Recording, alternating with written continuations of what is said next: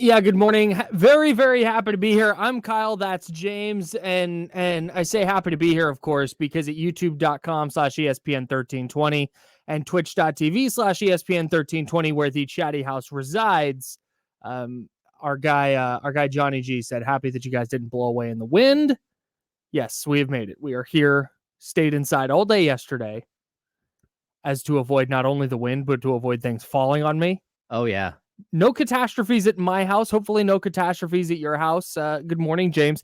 How is because you're up in the mountains a ways. I am a little bit up the hill. So luckily, my son decided to take my car to work yesterday, the newer car, which I don't know what, like September. He decided to take my car to work, and the portable basketball hoop decided to fall over right where the car would have been if he had not taken it to work. So we survived. Dang. We survived. That's lucky. Yeah, it's definitely lucky. It was a little chaotic this morning. I woke up, there was no power. But just as I was getting ready to run downstairs and put a generator out, pull out some extension cords for the wife, make sure that there's some cans of gas waiting there. Sure. Power came on. So huge, big time W for you. And that's a great way to start Super Bowl week. It is officially Super Bowl week. Yes. That awkward. I understand why there's the bye week between the title games and the Super Bowl. They need to build up. You get a place to put the Pro Bowl. You get the added week of build up. You let the players rest to ensure that, hey, if there's somebody who's a little nicked up, they get a week off before the Super Bowl. Taylor Swift has to win Grammys. Taylor Swift's got Grammys to win, all that. But I'm glad that we're here now, and I'm glad that we actually get to talk about actual game-related stuff. The 49ers and Chiefs, if you missed it, both arrived in Las Vegas yesterday. First thing here, I think that's my favorite part of Super Bowl coverage, is this rat race to be at the airport when they arrive. Oh, yeah. It was so funny watching people yesterday on the internet going, okay, their flight is, and the Niners put out hey, we're on this flight. It gets in at this time. Yeah. But then you got beat writers and bloggers and podcasters all racing to get down there. And there's flights that are delayed because obviously the weather is insane. So you got flights that are delayed. You got flights that are getting rerouted. You got to get new planes. It was nuts yesterday. But the Niners and Chiefs both arrived safely. I think the airplane arrival thing is the weirdest thing that happens. Kyle, if I were there, I would have one of those green visors. Yeah. And I would just be at a slot machine acting like I was a normal guy, because that might be the funnest airport to go and hang out in. Just 1,000%. because. So you're just sitting there the whole time, when are they coming? Just dropping coins in a machine. Yeah. Yeah, just that's what I would pay someone to be a photographer. Get some video, get some photos of the guys coming off. Yeah. And then you're out of there. Yeah. You have to go cover the thing. Or you could just retweet someone. Just smash that retweet button. This is what it looks like. Oh, look, the pilot held a 49er flag after he landed. Wow. Did you see that they turned the sphere into a giant 49ers helmet? Yeah, they did a Chiefs one, they did a 49ers one. Yeah. I'm already Las Vegas out. Oh. I'm already over it, dude. Man, I've been over Vegas for a long time. You can spend 2 weeks in Europe for the same price that you can go to Vegas for a weekend. Yeah, no doubt. And I don't look, I'm not anti Las Vegas. I enjoy going to Las Vegas. Get there Friday, hang out Friday night, hang out all day Saturday, leave Sunday. I'm A+. Have a great time. Okay. I'm Las Vegas out from the standpoint of all of the Las Vegas themed Super Bowl things. Oh, yeah. The photos of the sphere, people taking photos in front of the Las Vegas sign, all the various betting, betting on the Super Bowl is always going to be crazy, but it feels like it's ratcheted up a lot this year because it's in Vegas. You're like, Vegas, baby, all the hangover memes. Oh, pulling those back out. Is it possible that we survived this entire week without a player getting in trouble? Because that's always my concern with Vegas. Oh, is it possible? Yeah, I think so. Because you have two teams who have been. That's a good point. In this spot before. There's the experience factor of knowing okay, it's time to lock in. Yeah. Now, Travarius Ward coming out and being like, yeah, we're going to turn up the first 2 nights and then we'll get serious. Like, what? Don't love that. Don't love that. As long as there's a team bus that's driving everyone, as long as, Yeah. they all, not Uber, but use a cab. Yeah. Yeah, use a taxi service in Vegas. Jonathan Jones of CBS reported this morning that the 49ers are already unhappy with their practice facility. Yeah. Yes. So you have Kyle Shanahan last week talking about game plan's going to be installed. We're ready to go. By the time we get to Vegas, we'll be ready to play a game because that week is so hectic and crazy that trying to stay on your normal schedule is impossible. Mm-hmm. So you get everything planned and then prep as much as you can during your downtime in the week leading up. Okay. Laid out how difficult of a week it is. Making it also that they're in Las Vegas. Now, I heard that their hotel is not like on the strip. I think it's half an hour outside of the strip where they're doing all the stuff. Oh, but that makes sense. I mean, because that's, you want to get away from the hustle and bustle. Yeah, especially if you've got curfews and stuff. Even if aside from just going out, have you ever tried to sleep at night in Vegas? Oh, it's a little chaotic. It's crazy. Oh, no, there's lights and music. Yeah. Even inside your hotel. So I get why they're staying away. Okay. That's probably smart. But Jonathan Jones, CBS Sports, reported that the 49ers sent, and what teams do is they send people ahead of time to scope out the practice facility, make sure that it's like up to snuff. Well, UNLV plays on turf. So the 49ers at the UNLV practice facility, where they were designated by the NFL to practice, the Chiefs are at the Raiders facility, Niners are at UNLV. Okay. They put down sod over the turf. Well, the sod is too soft for the 49ers liking, I guess. Well, that makes sense because the turf should have some bounce to it already. And then if you put sod over turf, right, that whole entire thing sounds crazy to me because like, how do you get turf to grow together and like be like stationary? It's not like they have like an 80-yard wide by 120-yard roll of sod that is one piece that they have on like, the pool cover thing when you're a kid, like the bubble wrap that you roll up onto. Like they just roll out. That it's not like that's what they're doing. I don't think so. I don't know 100% how the sod gets there, but dude, check this out. So, and it's not a player safety thing, okay? It is okay. It passed the NFL's inspection for the standard of sod for player safety. The Niners are just like, yeah, it's just too soft for how we like it. Oh. So they have a couple options. One, they could just stay. They have a walkthrough today. They can test it out, and if they're like, yeah, it's fine, then then they can just stay. Two, they can negotiate with the NFL to practice at the Raiders facility where the Chiefs are also practicing. I don't see it. I don't see it happening. Not because the Raiders, like Matt Barrows tweeted this out. Matt Barrows from The Athletic, he covers the 49ers, has for a long time, tweeted out. He was like, hey, the Raiders practice facility is huge. There's like 3 full-length fields. They should be able to do this fine. And it's like, bro, it has nothing to do with space. No. You don't want another full NFL team just sitting there while you're practicing to play against them in the biggest game of the year.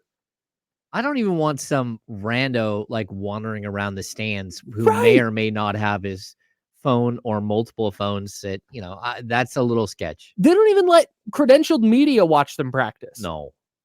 So so now you'd have to, like, that's a logistical nightmare. So the Chiefs are there. Chiefs are going to have first dibs, right? Yep. Now the Chiefs can just, you have to wait until they're completely cleared out to go in there and practice. Yeah. I mean, that messes with schedules. That messes with everything. And if you're the Chiefs, what's your hurry?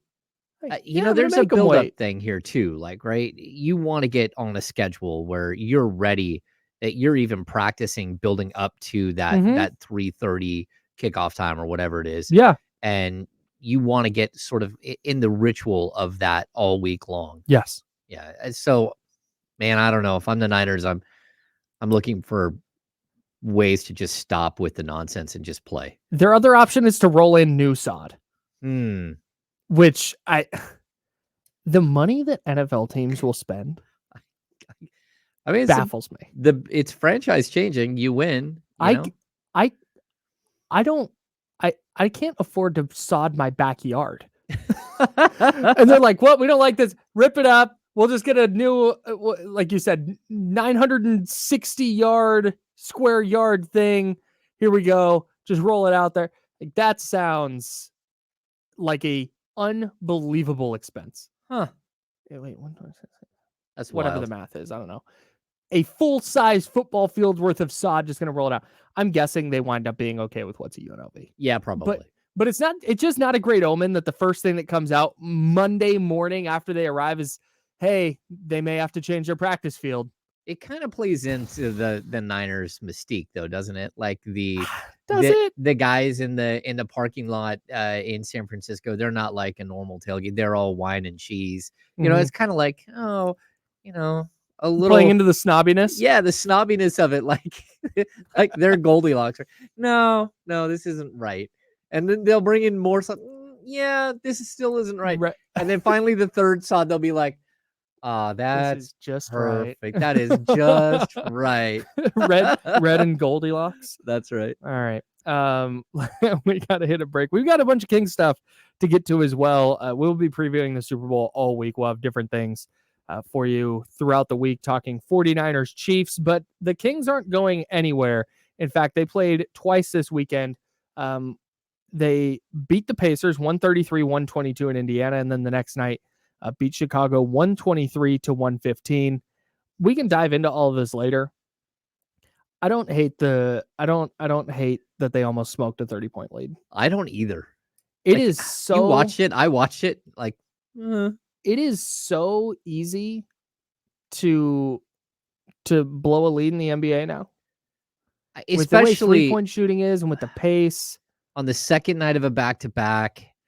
Like, yes, and it's game 6 of a 7-game road trip. Mm-hmm. Like, there's a lot of forces in play here. A lot of forces. Mm-hmm. You can blow a 30-point lead. Yeah, and it's not good. No, you'd prefer to not do that, of course. But it's also not like, wow, they can't even hold. Like, It's in the modern NBA, 30 is really more like 15. We're on the same page for here. Keeping it a stack. That's right. They also were never like trailing. Like, they didn't have to battle all the way back. Okay. And so I don't know. I didn't mind it. Anyways, let's talk Kings. That's coming up next. What was good? What was bad? What was ugly? We'll wrap the 2 games together here. We'll talk Bulls. We'll talk Pacers. Couple of Kings win. Are the Kings back? Oh boy, they might be. Plus some trade deadline stuff. All that coming up on the Insiders. We're rocking with you till noon on ESPN 1320, Sacramento Sports Leader.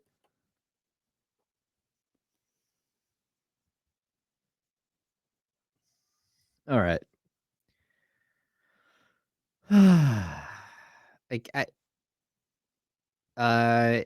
Emmy, there is no update on Sasha yet. They told us they would update us 7 to 14 days. He would be reevaluated. I think we're a week into that, and he keeps going through shoot around, or at least he's at shoot around, hoisting up shots, and then he's a game time decision. I think they're just trying to get his ankle to calm down. I'd also point out that the Kings keep flying places, and that's not usually good for an ankle. It usually swells up. There's also this weird thing, Kyle. I don't think I want to get into it on the air, but we're all friends here, right? Chatty House. There's this stat that NBC kept throwing out all weekend long. Mm. This is the first time the Sacramento Kings have ever won 5 games on a 7-game road trip. First time ever. They've broken the record, right? Mm-hmm. Then we start getting into, like, on the broadcast, Katie and Kyle talking about how even Doug Christie's Kings never won 5 games on a 7-game road trip. Do you know why, Kyle? They never played a 7-game road trip. The 01-02 Kings, they did go 6-0 on a 6-game road trip, which is more than 5 wins that the Kings have. But the fact that team didn't have 7-game road trips, they also went 5-1 back-to-back years. They basically went 11-1 on 2 6-game road trips. But the stat is real because, of course, they didn't win 5 out of 7 because they didn't play it. They didn't have those.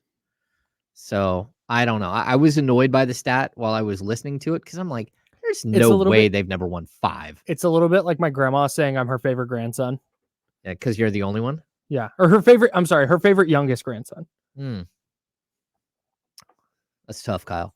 Yeah, it's me and my brother. Tough look for your boy. Yeah, it's fine. I'm just saying, like they fed these stats, and it just like, what are we doing here? Like, make sure the stats, the way you're framing it is accurate. Yeah, that's. And what's accuracy? Yeah, no, we're trying to get viral out here. That's right.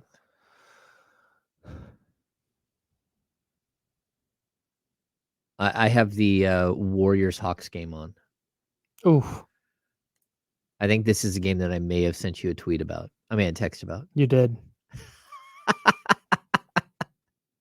30 seconds. Yeah, dude, they're just.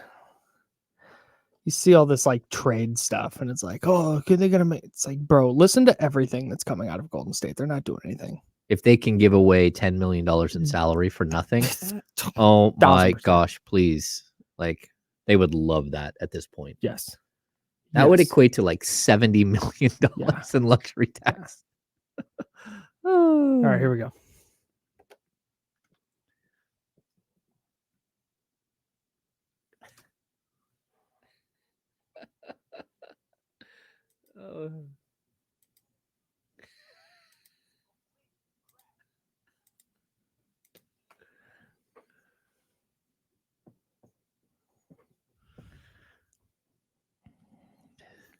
What was good? What was bad? What was ugly from a couple of Kings victories over the weekend? They beat the Pacers 133-122. And then on the second night of a back-to-back, they've done it again, James. They won on the second night of a back-to-back. They downed the Chicago Bulls 123-115. And one of the things we're going to get to here is that blown 30-point lead. Yeah. But I don't know, man. I feel like in the NBA now, you see a team up 20 in the first half. And I don't have empirical data for this. I'm just going off vibes. That game's going to be a one-possession game at some point. Oh, and that's just kind of how it always goes. Yeah, it's either a one-possession game or it's like a 50-point game. Like, the way the NBA is going right now is totally bizarre. It's out of control. I don't know what to say. Like, the scoring is so like lopsided and weird and out of control that I don't know if you're a defensive minded coach like Mike Brown is, how you walk into every game and not just want to yell and scream. Like, it has to be super frustrating. Yeah. I don't know. No defense was played. Yeah. It's kind of where the league is. Yeah. You got 70 points in multiple 60-point games, and you got guys like Cam Thomas going for 40 whenever they want. It's a little bit of a different league, and I'm guessing there's going to be an adjustment by the NBA here at some point. You think so? I know people like points, and leagues are always going to gear themselves toward offense, but I think it's getting too out of hand. Yeah, I remember Matt Harpering talking about this one time, and he said, here I am like plugging along in my career, but I know I'm in a contract here. He's like, so I just decided to be an offensive weapon, right? And I made my money, and then the next season I went right back to who I was before. Because that's how I actually make my money, is by being a good NBA player, and me putting up 20 points or 18 points in a game wasn't going to help. That's not how we were going to be a better team. And so, yeah, he averaged 17.6 one year, and I believe he got paid after that. And then after his numbers went right back down to the marginal player that he was. Raja Bell talked about that on his podcast with Logan Murdoch, Real Ones. Yeah. And he talked about how he was like a minimum player, even though he's a contributor, really good defender, and teams knew that and teams wanted him, but he didn't get his bag. He didn't get paid until he had an opportunity to be more of a scorer. Oh, of course. And I think it was in Utah. Goes out, scores a bunch, and all of a sudden he's getting real contracts. It feels like Utah is the place to do that. Yeah. They're in a weird spot, dude. They're in a super weird spot because they just keep, now they're winning a little bit, and now you're in the 10th seed and you're just one game under 500, and it just feels weird. And like, what do you do? And are they playing better? Maybe. Who's buying? We'll have who's buying and selling at the deadline coming up here in a little bit. Yep. De'Aaron Fox looking like MVP caliber De'Aaron Fox again was, I think, the biggest good thing that happened for the Kings over the weekend. I loved it. It was his son Rain's first birthday. I hadn't heard that. You hadn't heard that? I don't know how it's possible. Well, that just must mean that you didn't listen to the game. Yeah, there was. Because if someone took a shot every time Baby Rain was mentioned during the broadcast, there would be a lot of deceased Kings fans this morning. I'm just saying, it would not have been good at all. Rain was a popular character. He was a popular character, Saturday and he's night. a doll. I mean, he's such a cute little dude, and he's got his little ears pierced, and he's a very good sports baby. Yeah, he is a very good sports baby, and he's so used to it. He's so used to sitting courtside. He just chills. Must be nice. Yeah. So it must be nice. Fox goes for 41. Man, he was good. Yeah. It was really good. Look, we talk about this all the time with the Kings, and can they win a playoff series? Can they do this? Can they do that? What trade do they need to make? What do they need to do? Fine. All of that is on the table in valid discussions. But when De'Aaron Fox played like he did against Chicago, where he goes 41 points, 4 boards, 4 assists, he's 13 of 24 from the floor, he's 5 of 11 from 3.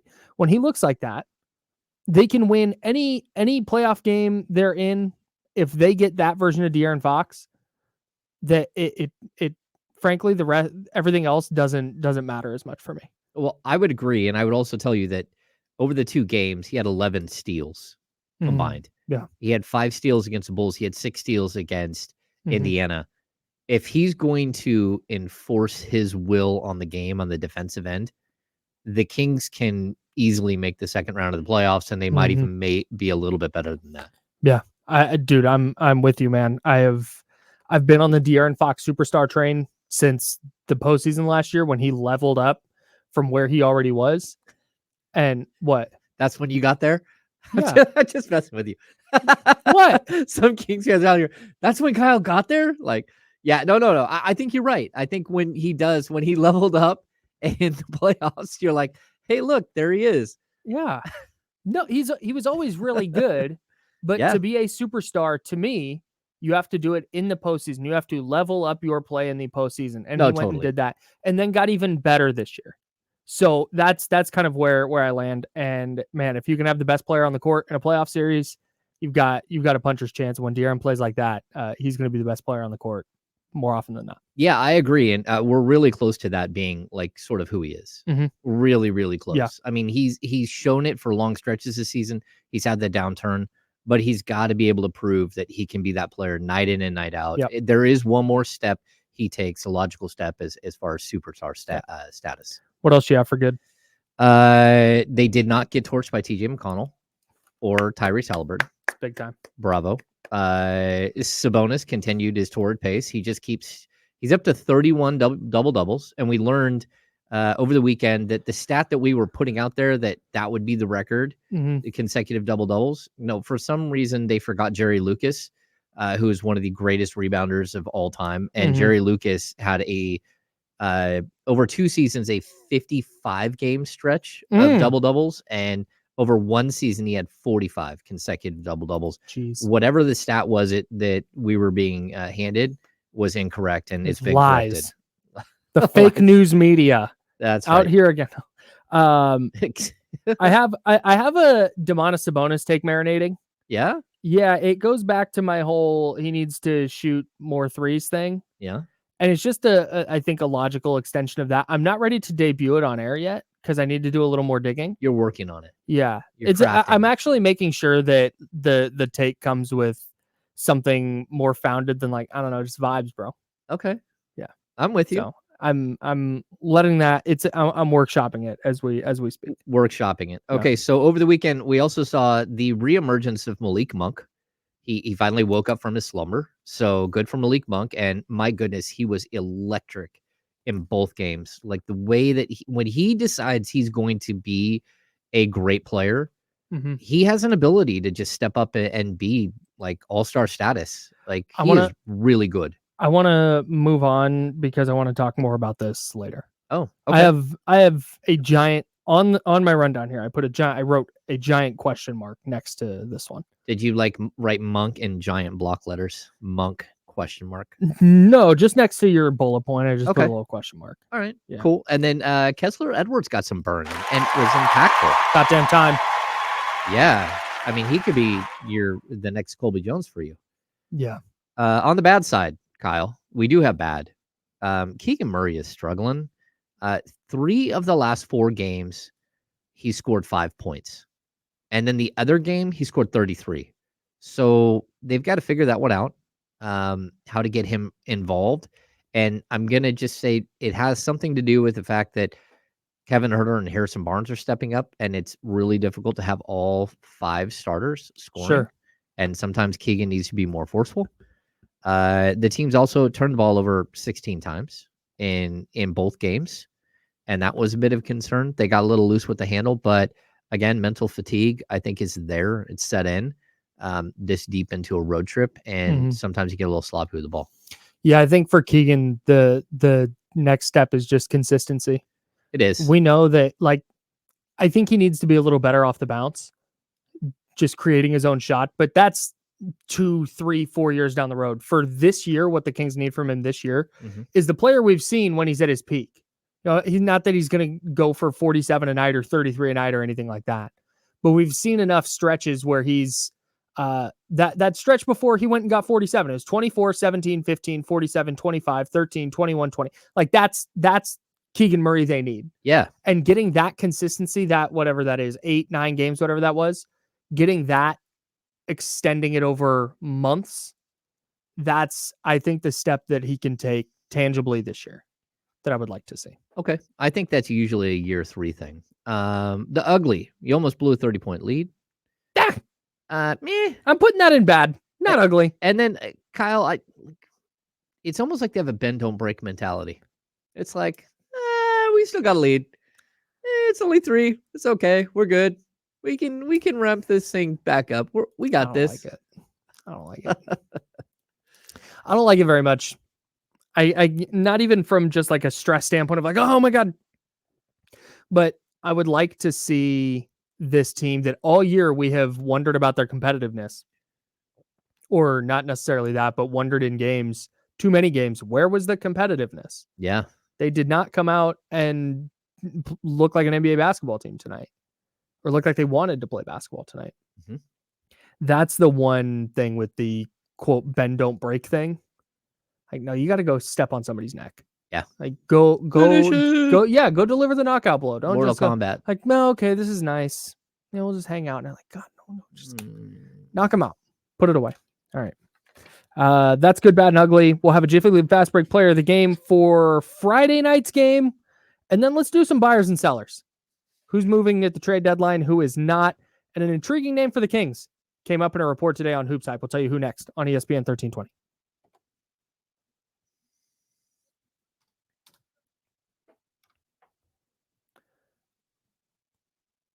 Okay, so Tom, I'm gonna take this one on. First of all, we got over 300 people in here. If you guys don't mind hitting the thumbs up for us, that would be amazing. But Jake Fisher said on Dunked On that Kevin Huerter is definitely available and could catch a first. Why would the Kings trade Kevin Huerter for a first? Yes, has Kevin Huerter been available? Absolutely. Like I've said that, everyone has said that, right? They're not just dumping Kevin Huerter for a first, that unless it's part of a much bigger deal where they're getting someone. That just doesn't make any sense. So I understand what you're saying there, but the Kings gave up a first round pick for Kevin Huerter. Like, you don't just want to get your pick back. If you're gonna move him, the Kings don't have someone waiting in the wings to replace Kevin Huerter at all. I mean, Chris Duarte's out of the rotation completely. So I get it, but that's not something like the Kings aren't going to bail on Kevin Huerter at the last second. I don't believe. Like throughout the deadline, so people know, like Kevin Huerter, Harrison Barnes, maybe even Trey Lyles, and there's even possibility that they've had conversations with Malik Monk. those are all players that could, or maybe, that they've at least had conversations on, and whether that's one team calling them or the other way. I think we're going to get into this, right? Yes. Yeah. I was listening to a podcast today. Yep. That they were discussing trade destinations and such. And they were like, they mentioned Bruce Brown as an option for the Kings. Yeah. And they were like, yeah, Kevin Huerter and I forget who for Bruce Brown. It's kind of like, it feels a little repetitive. Yeah, it feels like a sidestep to me. I know he's better defensively. No, I mean, mean, giving up a lot of size. I think that they would consider something like that. But again, the problem is with Bruce Brown is he's on a 1-year deal. Mm-hmm. Although there is I think the second year is a team option.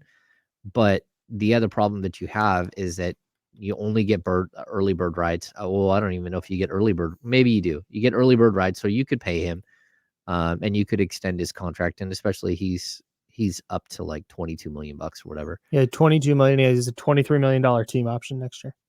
Yeah, so the team option is intriguing. He got paid. Yeah, he did. For a guy who, for a guy who Mike Malone said he's not going anywhere. Yeah. Like, oh boy. Mike Malone did not think he was getting 2 years and $45 million in free agency. His basketball reference picture is hilarious. He looks like the Hamburglar. His mustache is ridiculous. It's mustache? Like somebody drew this thing in. His mustache. He does have a mustache. Okay, here we go.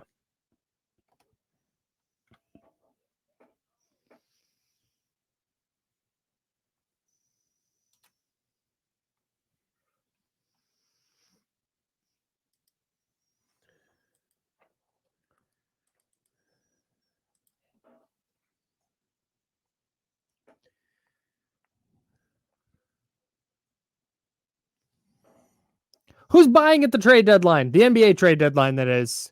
Who's selling at the NBA trade deadline? Let's talk about it now. That's James Ham. I'm Kyle Madsen.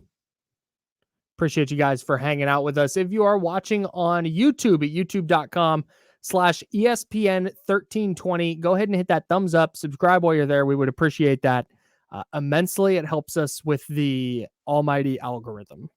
The algorithm of life, Kyle. And we would appreciate that from you immensely. So go ahead and do that. And if you're listening on the radio or the free Odyssey app, and maybe you're headed to work, maybe you're heading home from work, when you get home, just throw us up on YouTube. We're right there. All right. You don't have to sign in or anything. You got to sign in to like and subscribe. So go ahead and do that. But if you want to watch, feel free. All right. ESPN 1320 TV. Also at twitch.com. Or I'm sorry, twitch.tv/ESPN 1320. We have a Jiffy Lube Fast Break player of the game for you. We have two. Well, you want to do them both right now? No. Okay. We'll do one now, one later. Okay, great. Okay. So for Friday's game against the Pacers, it's our Jiffy Lube Fast Break player of the game. And remember, you're entering not only to win a $100 Jiffy Lube gift certificate, you're also entering to win a Kings jersey, which will be given away at the end of this month. That's right. We already gave away one on Friday. We sure did. That's right. ESPN1320.com is where you're going to go. There's a contest page front and center. You don't even have to go searching for it. It is right there at the front of the page. You click on that. You're going to enter the keyword Monk. M-O-N-K. Malik Monk is our Jiffy Lube Fast Break player of the game for Friday. 23 points, 6 assists off the bench. Looked much more like sixth man of the year Malik Monk that we saw earlier in the year, not necessarily the player we saw the last couple weeks. And lo and behold, Malik Monk comes back playing like himself, and the Kings blow a team out. Mm-hmm. Shocking how that happens. So Malik Monk is our Jiffy Lube Fast Break player of the game for Friday. Code word Monk on the Jiffy Lube Fast Break contest page at ESPN1320.com. Nice. Win the $100 gift certificate to Jiffy Lube and enter to win a Kings jersey. That's right. Courtesy of Jiffy Lube. We love them. Right here. Shout out. Hell yeah. James got the exclusive Insiders hoodie on with the Jiffy Lube. I feel exclusive right now. You look exclusive. There it is. Yeah. No, that was a smart move by you. Hey, real quick, before we get into the trade deadline stuff, can we do a quick exercise? I'm here for it. Not actual exercise. God, no. Yeah, because I don't know if that's but a thought exercise. Okay. Okay, I'm gonna run through the Kings roster, and I want to know where we're at on some of these players because 3 weeks ago, this time, it was like Harrison Barnes can go, Kevin Huerter can go, Davion Mitchell's out of here. Everybody's available except Fox, Sabonis, and Murray, and maybe Malik Monk, depending on how you're feeling on a certain day. But everybody else is available. Well, now they've started rolling a little bit. They've won 6 of their last 7. Something like that. Yeah, 4 in a row, lost 1. They've won 6 of their last 7. Harrison Barnes is looking more like Harrison Barnes. Kevin Huerter's looking more like Kevin Huerter. And the Kings are looking a little bit closer to what we saw them be last year. They're now 10 games over here on February 5th. So I want to just recap where we're at with every player on the roster. Okay. Domantas Sabonis, same deal. Untouchable. Okay. De'Aaron Fox, same deal. Untouchable. Keegan Murray, not going anywhere. Nope. Malik Monk. This is a tough one. If you need to know, you need to have conversations with him now. You need to have already had the conversations. Can they retain him? Because if they can't retain him, I know fans will be angry and like pissed at me saying this, but you should probably trade him now. If he's just going to go out and look for the highest, take the highest bidder, and he's going to get more than $17.4 million in starting money and more than like the 4-year $78 million the Kings can offer him, then you can't lose an asset for nothing, and you should probably consider your options. I'm not saying trade him. What I am saying is you need to like be open-minded. And I know the Kings have been open-minded. Like there are teams that have called.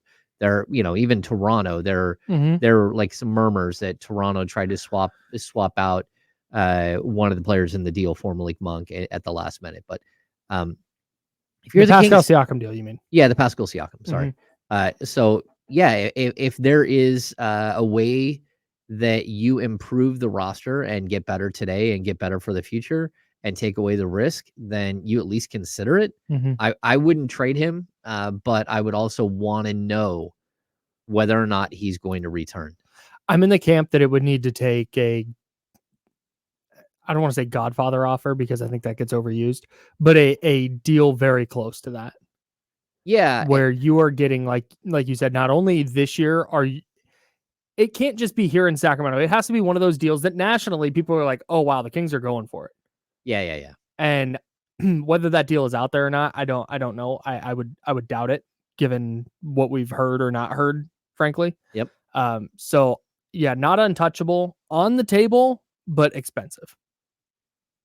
Yeah, I'm with you. Like you're going to consider just about every option here. And it's because look, you have to protect yourself. You have to do what's right for the franchise, not just what's right for one player. And I know, you could say, oh, well, what will that do to Fox and all that? Well, Fox already knows. Fox and Monk are close. If you don't think that they've had this conversation already, there's no way they haven't. That, what is it going to take for you to stay? Like, and the problem that Malik has too is, number one, there's not a ton of teams with cap space. Number two, he might be viewed as a 6-man no matter where he goes. Yeah. Number three, if you do trade him and the team doesn't have cap space, he's in the same exact situation he is in Sacramento, where he's what's called an early bird. And the most you can pay him is 175% of his salary for this season as a starting salary. So, like, there are some advantages that the Kings have in this situation, but all it takes is one team to say, "Hey, Malik Monk will give you $23 million if you want to come." Just like Michael Malone said, Bruce Brown's not going anywhere. It took one team that threw a bunch of money, and he's gone. Yep, man. So let's move to Harrison Barnes. Much maligned for his perceived non-existence on the court this year, but all of a sudden he's shooting it more often. He's being more aggressive. He's getting to the foul line. He's pulling down rebounds. He's affecting games over the last 2 weeks way more than he was at any point for the first, so it's October, November, December, like 4 months. Yeah. where are we at with Harrison Barnes and moving him? Because for me, it now, at first it was, yeah, if you can improve even a little bit there, you just do it. But now, given how he's looked over the last couple of weeks, a week and a half, whatever it's been, it's harder to justify just saying like, yeah, see if you can improve a little bit, even if it's lateral. Yeah, I think a lateral improvement though. One of the problems, Harrison will be 32 coming up. You know, there are ways you can get younger at the position. There are potential that you could get longer and more athletic at the position. So I don't think he's off the table by any stretch. I think in a perfect world, you would try to make a deal that did not include Harrison Barnes, and Right. Harrison Barnes becomes a really, really, really valuable piece off the bench or a really valuable piece overall. But that doesn't mean that you don't you have to listen. And his salary at what is it, 17, 18, 19 million over the next 3 years, you have to look at that. It's your big chip. Him and Herter are your bigger chips. So if you're going to go after a big player, it will have to include those guys. But there is a way that you can go after these other players that we've talked about, the Jeremy Grants and the Kyle Kuzmas in the world, where you could structure a trade where you do something like a 4-for-1 that doesn't include Harrison Barnes or Kevin Herter. There is that possibility. Who would that be? Like Davion Mitchell? Yeah, you can get up to Chris Duarte, Davion Mitchell, Trey Lyles, and throw in a minimum scale guy, whether it's Kessler, whether it's Colby Jones, whether it's Alex Lynn. You can throw in a deal like that where you could ship them to a team like Washington for Kuzma, and the salaries would match. It would save Washington a little bit of cash. It'd give them a lot more flexibility moving forward. You'd have to give up a pick. Sure. And it would hurt your depth, but I don't know how much it would hurt your depth if you're gonna, insert that person into your starting lineup and Harrison Barnes would bump to the second unit. That kind of would be your Trey Lyles replacement. And I'm not advocating for trading Trey Lyles because number one, he's playing really, really well right now, shooting over 50% from three over his last 4 games. And he's always been a player that number one wants to be in Sacramento, but also has played well for you and is meaningful when he is on the court. But this comes down to if you're making a move for a big player that will help you get over the hump or get deeper into the playoffs, you got to consider everything. I don't love how flippantly you just threw Colby Jones in there. Like if you want to box, we can box. I understand. I understand. You can take your fan club to Washington or to Portland. I'll go hang out with Trista out there in Washington. Yeah, and I would even Colby Jones. I would even say that if you look at both of those teams, if you look at the Blazers and you look at the Wizards, they can pretty much do a 3-for-1. Both of those teams have, or 4-for-1 trade. They have roster spots that are either open or roster spots that are players that are on league minimum deals that you're okay waiving and then moving on from it and then coming back to if you need to. But for right now, it just depends on what somebody wants, out there on the open market. Okay, and what about Kevin Herter? Where are we landing on Kevin Herter? Kevin Herter, I put in the same boat. Again, when it comes to Harrison Barnes, there's all these things that we attach to Harrison Barnes, whether it's locker room, whether it's community, whether it's just, the way that he's such a leader. But with Kevin, I would say, number one, he's only 25 years old. Yeah. And you got him locked up for another 2 years after this year. He's a nice player to have. The Kevin Herter that you see right now, where he's stuffing the stat sheet, where he's blocking shots and he's dishing out assists and he's grabbing rebounds. Those are things that if he's going to do, he makes him extremely valuable. I'd say with Kevin, though, if his instability as a player has got to be something that weighs on you a little bit. The erratic play for longer stretches, what we saw last season, what we saw the first half of this season, what we saw in the playoffs, those are things that stick in your head if you're a GM and like, hey, I don't want to replace him, but if there's a player out there that I can, that is more stable, that is more experienced, that maybe can like solidify the position for the next couple of years, maybe give you a little bit better defense, then you'd have to consider it. But again, he's in my boat of if you don't have to get rid of him, don't.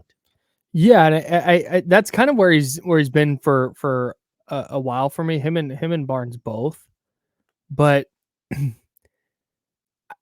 I think the difference now is I used to be in the camp of include him. Like if you can just get, even if it's a lateral move, you want somebody who's a little more reliable.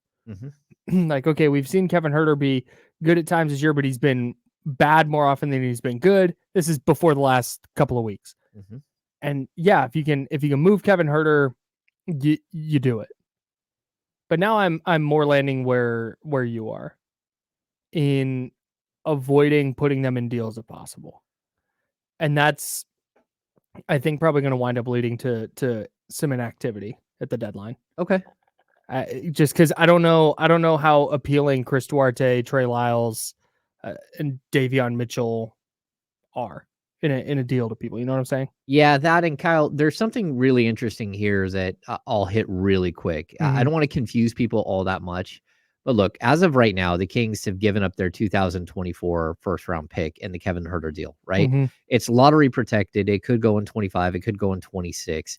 If it makes it to 27, it dissolves into 2 second round picks.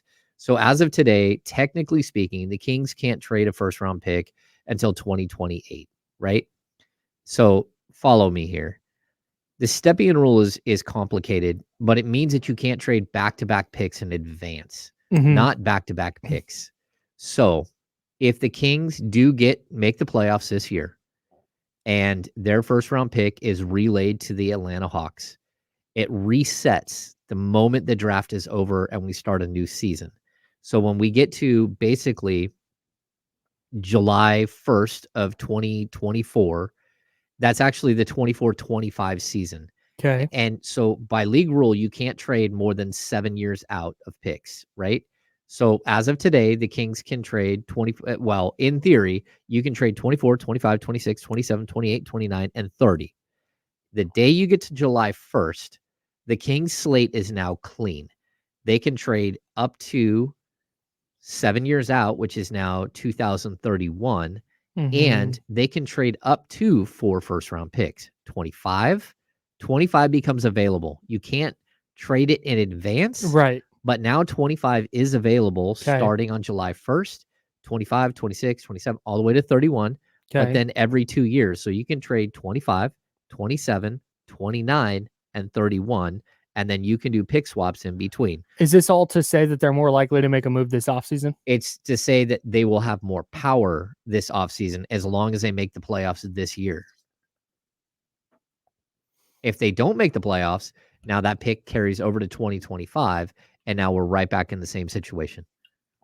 You can't trade 25, you can't trade 26, you can't trade 27, you can trade 28, you can trade 30, but not 31. Boy, they really need to make the playoffs. Yeah. So that's the tightrope that you're walking, right? Yeah. You're walking this tightrope of we have to make the playoffs in order to relay the pick, but also like in order, and just so people know, the 2024 draft is not considered great at all.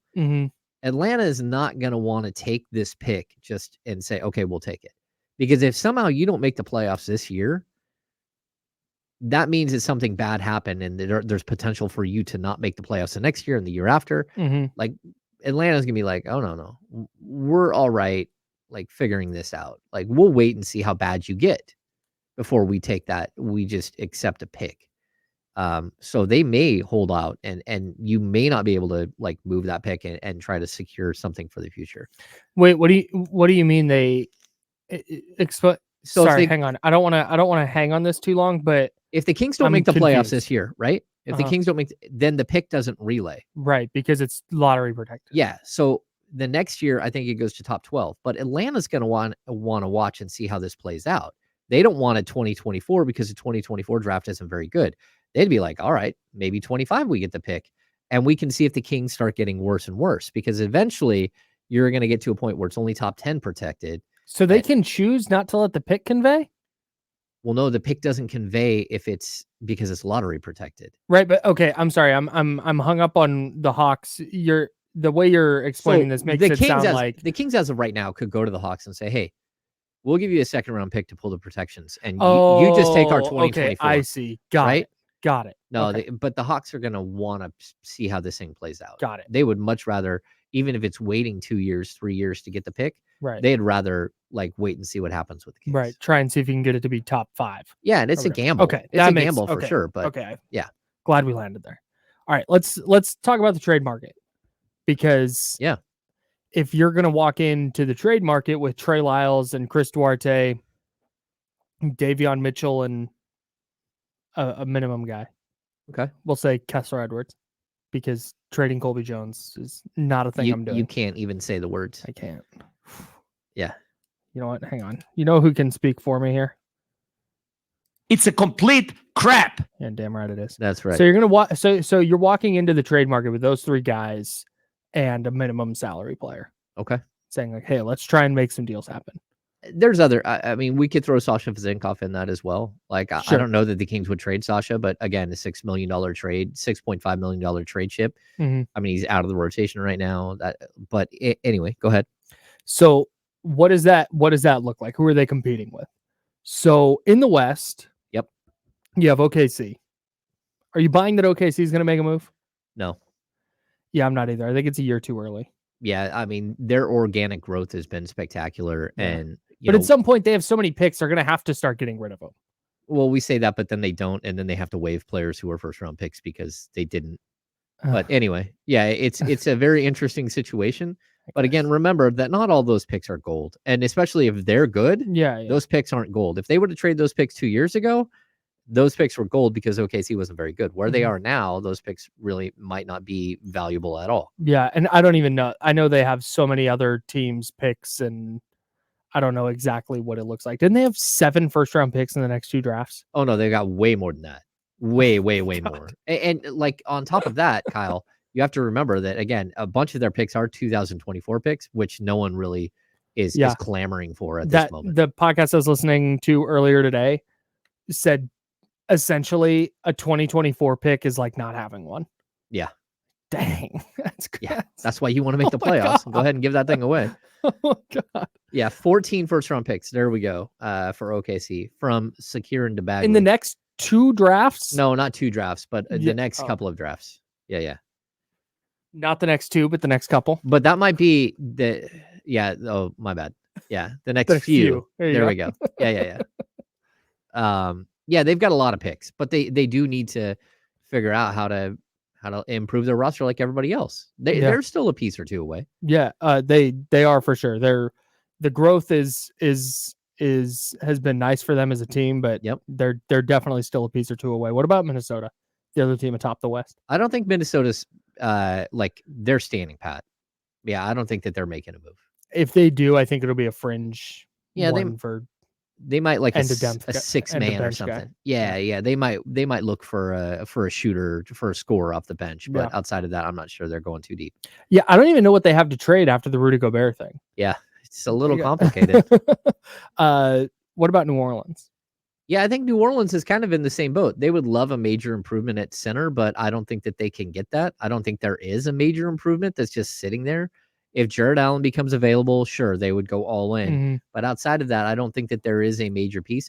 But they do tend to make minor moves every year. They are a team that's active. So, and I feel like every time they make a minor move, that person does something in the playoffs. Yeah, you're always like, oh, in a game. I like that move. That normally that's what happens. They're doing good things there. They've built a really strong. Yeah. David Griffin, right? Yeah, he's still there. Yeah, man, doing a really nice job. And then the Clippers. I don't know if the Clippers have that many, or if they'd want to even make a move. Yeah, I think the Clippers are rolling right now. They're rolling, but they're a team that's still trying to figure out what they have.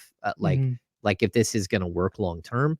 And then also, I'd say maybe what they have PJ Tucker hiding, right? So maybe that's something where they move off of somebody that's not playing a ton. But I haven't looked to see at that situation for a while. I'd love PJ Tucker and Sac.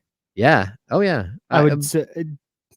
I'm all in on that idea. Yeah, I just think I know he's old as hell, but yeah, that's one of the problems. Like that's fine. He is, and he's only played in 12 games all season, 14.4 minutes on the season, and he's 38. Like that's tough. That's fine. LeBron's 39. Okay, there it is. It's science.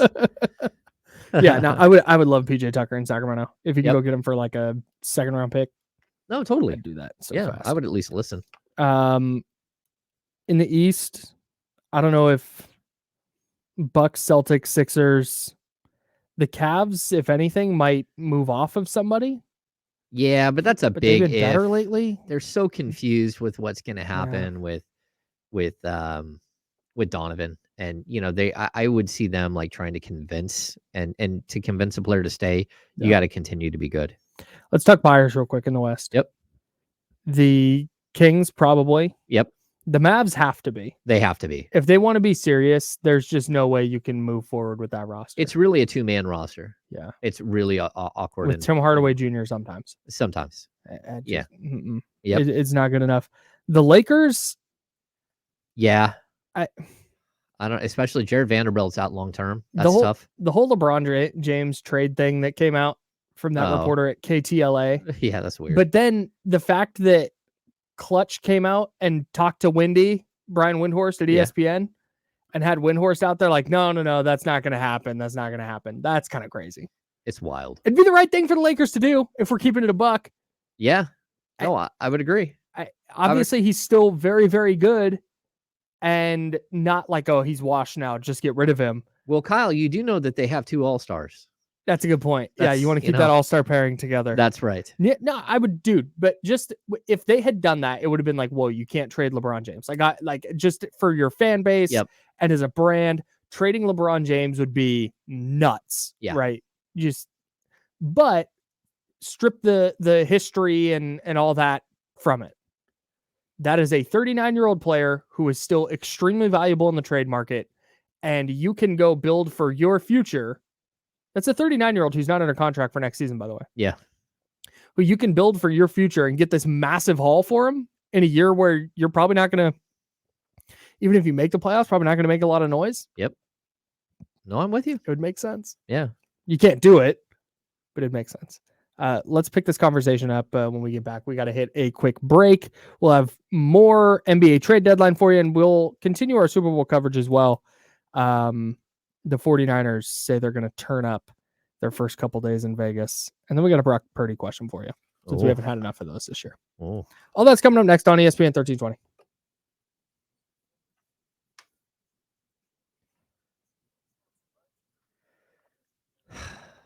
Yeah, if I'm the Niners and this is what you think you're going to, like, the turn up thing, like, just rent out a place. Just spend the extra money. Like, just spend your sod money. I'll be back. What are we talking about? I said, if you're the Niners, just rent out a place. If your guys want to go out and have a good time, just rent out whatever place that might be. Spend your sod money. Spend your sod money right there. All right. I'll be right back. Oh, okay.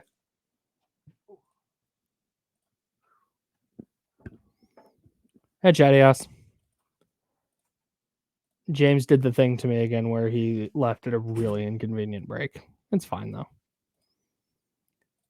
Give me 2 seconds. Does anyone have questions, thoughts, concerns, opinions? I watched for the first time in a long time Twister with Helen Hunt. And wow, what a movie. I watched that. I watched Lady Bird finally. My first time seeing that. Shout out to Sacramento. And then I watched the third movie this weekend. The Holiday. We're doing this movie challenge thing where we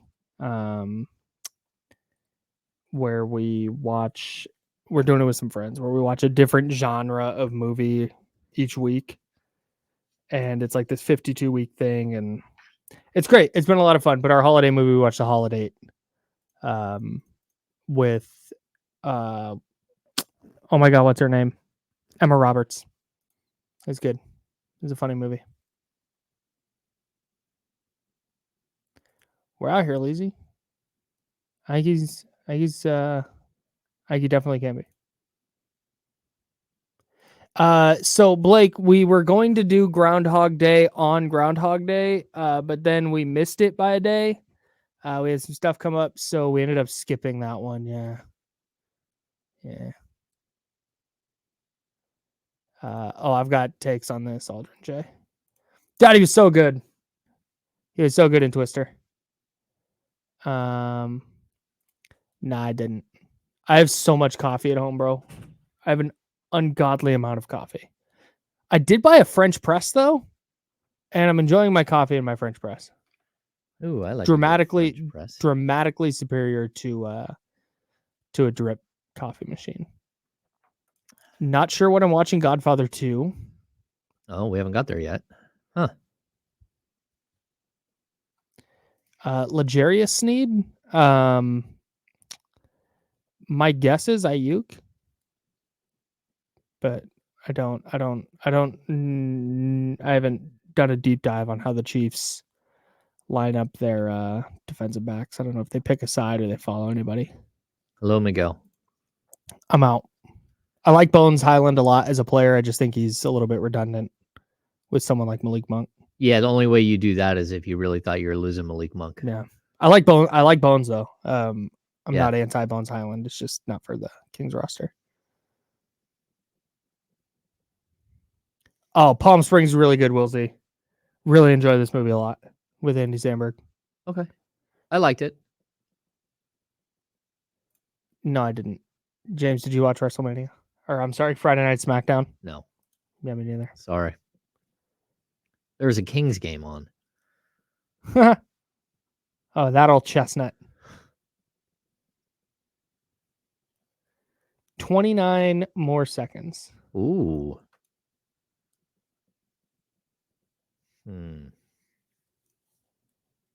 Oh, damn.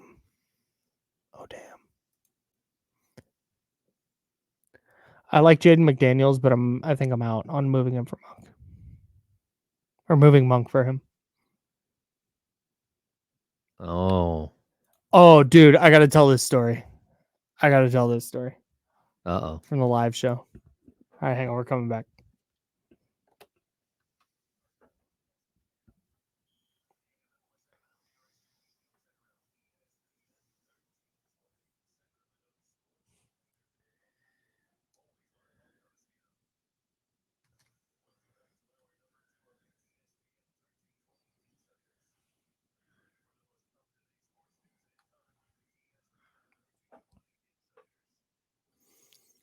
Hour number 2, we're taking you up to noon. Then we'll hand it off to D'Lo and Casey. Yeah, so speaking of D'Lo and Casey, shout out to everybody in the Chatty House and people maybe who aren't in the Chatty House who pulled up to the live show and watch party out at Sky River Casino the other day. It was so good to meet all of you. I met Michigan Wolverines from the chat. He's not actually just a sentient Michigan helmet. Oh. Actually a person. I thought it was just like the wings. He was no, it's an actual person. He decked out, Michigan hat, Michigan hoodie. Oh, he introduced himself and he's like, "Hey, I'm Michigan Wolverines from the chat." And I'm like, "Yeah, no, I gathered that." played into the bit. Oh, big time. I loved it. It was so great.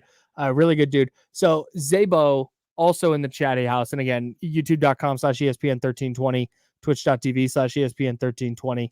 You can watch the show as well as listen, of course, on 1320 AM and on the free Odyssey app.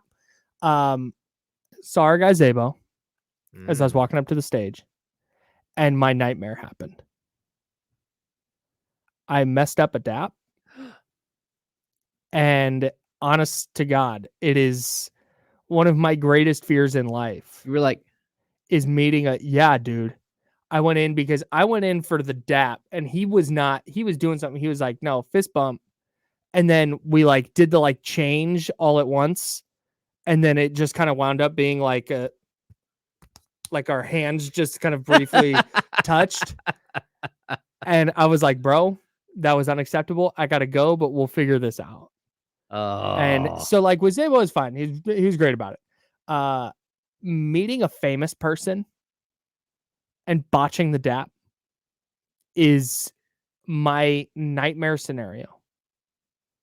I would rather call someone by the wrong name, because at least then I can be like, I'm terrible with names and faces. Sorry.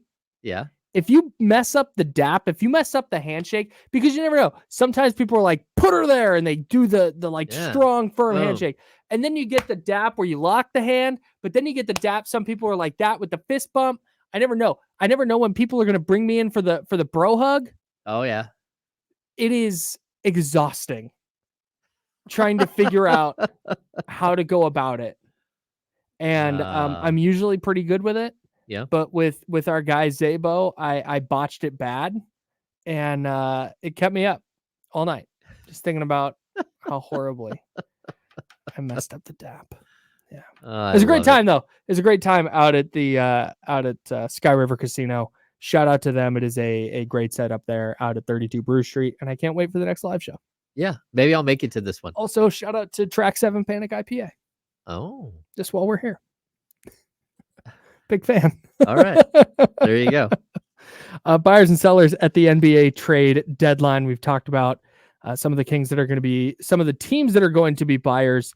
We were talking about the Lakers when we hit the break. Yeah. And they're in such a weird spot. They're in like the same spot they were in last year, where they were bad at the deadline. They just shuffled the deck, and lo and behold, they're in the conference finals. Just waiting for Danny Ainge to give it all away. And that's what sucks, dude. I shouldn't say sucks. That's the hardest part if you're a GM, if you're Rob Pelinka, about having LeBron James and Anthony Davis, because you're getting like a healthy season from Anthony Davis. You're getting another prime LeBron season. One of the last 39. One of the last seasons of LeBron, no matter what. Like maybe one of the last is 3 years from now, but still. I've been saying one of the last seasons for LeBron since he was 33. So I'm just kind of. Yeah, I think it is difficult, but I also like there comes a point where they run out of ammo. And as of right now, they're a team that has, I think, 1 first-round pick way off in the distance and 1 pick swap left. That's all they have. But if they get to this summer, all of a sudden they get reloaded. I think they go up to 3 first-round picks. So they might be a team that has to stand pat.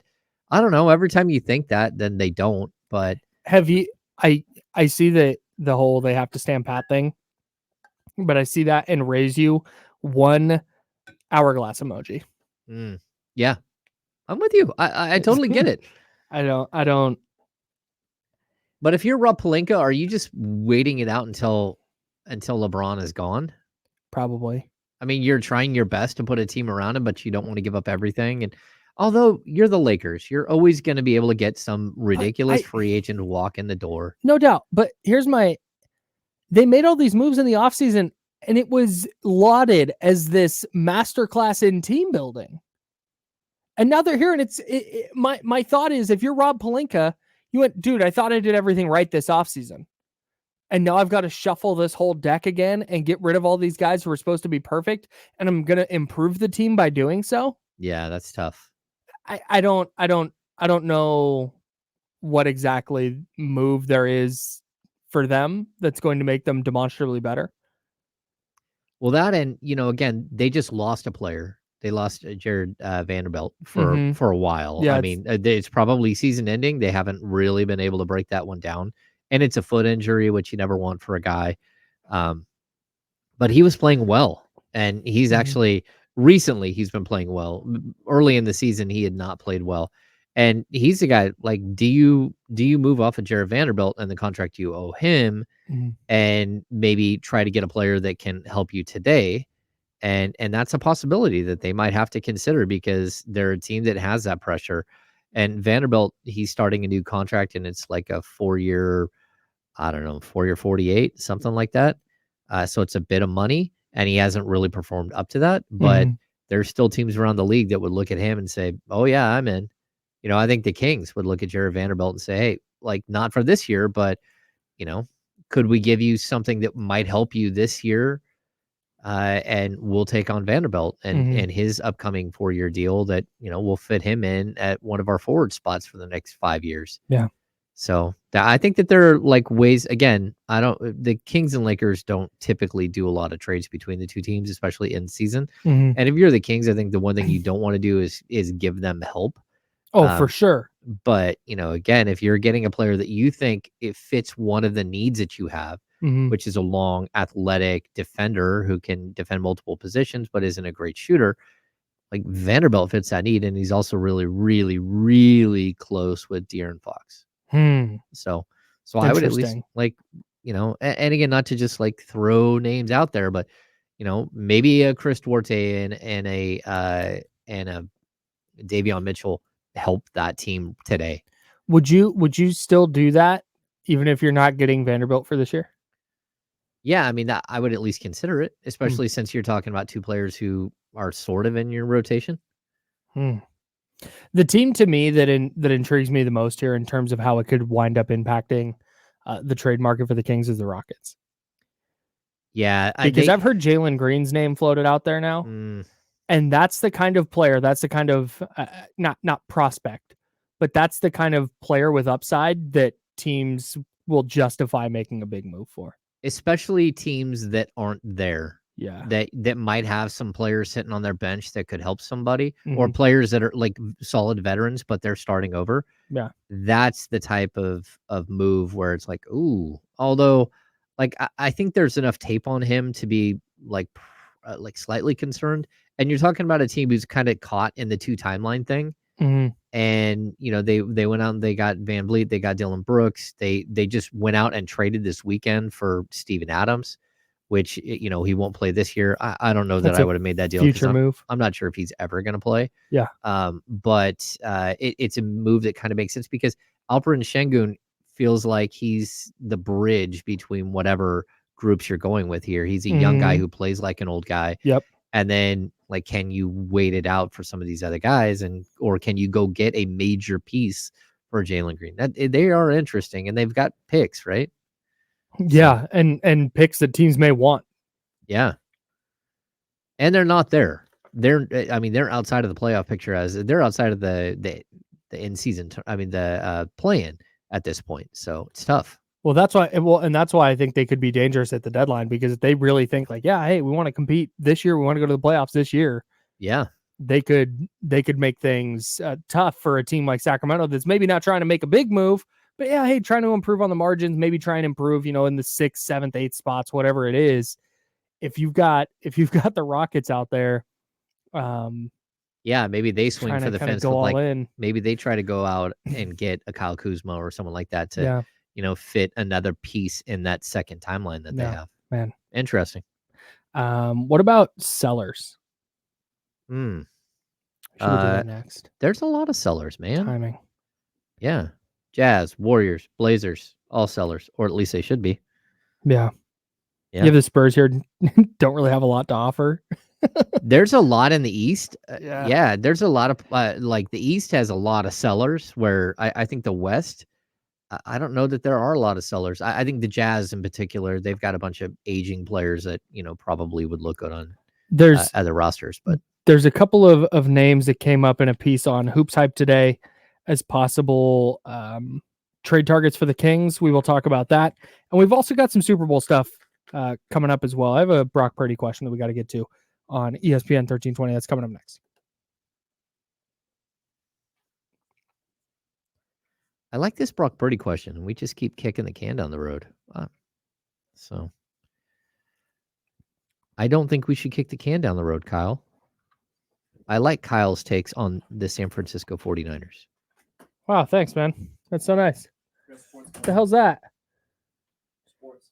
Just giving me stuff to do? You're the boss now? All right. You're not the boss of him. You're not the boss of him. Jesse. What a great guy. Oh, I forgot. Jared Vanderbilt cannot be traded because 6 months have not passed since he signed an extension. He's not eligible to be traded until March 13th, which of course means he's not eligible to be traded this year. That's what that means. Oh. Well. Nevertheless. Yeah. I'm intrigued by this Brooklyn thing too, just because it just keeps it has life, right? People keep giving it oxygen, and I'm not giving up a first round pick for either of those guys, and I'm not giving up a first round pick for both Royce O'Neal and Dorian Finney-Smith. Either or, I'm not doing it. Just had a call from the. Yep.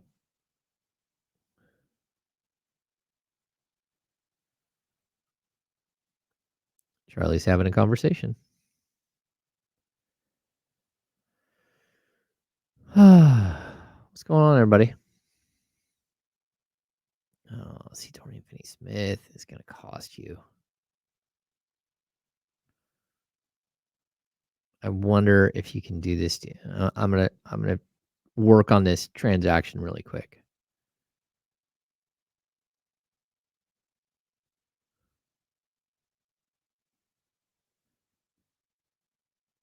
Oh, wow. Okay. That's interesting. The trade of Trey Lyles, Davion Mitchell, Chris Duarte work for Dorian Finney-Smith and Royce O'Neal. And then you'd have to add in money.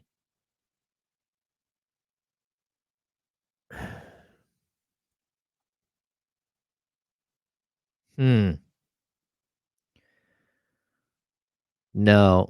Hey, Carlos E.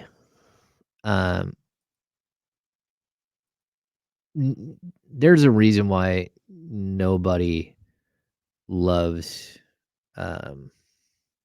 why he bounces around and he's barely in the league despite his talent.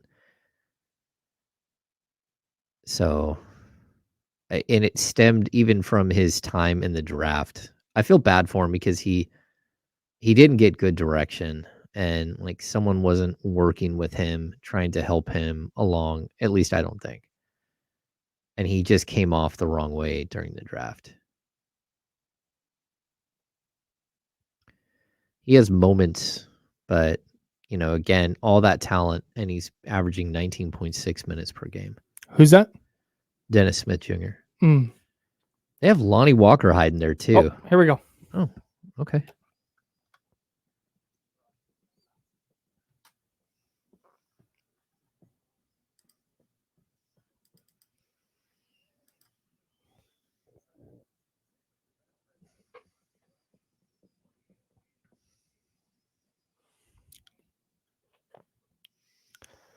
Turns out Jared Vanderbilt can't be traded this year. No, he can't. Scrap all that. Scrap any of that. Put a pin in it till the offseason. Yeah, it can't be traded at all this season. All right. This is my favorite game that we play on this show. Oh? It is Chatty House throws names out there as trade targets. Oh, okay. I'm gonna quick one here. DeMar DeRozan, I'm out. Yeah, I'm not in either. I mean, it's way too much money. You have to give up too much to get him, and then he's a unrestricted free agent after the season. Also, he doesn't defend.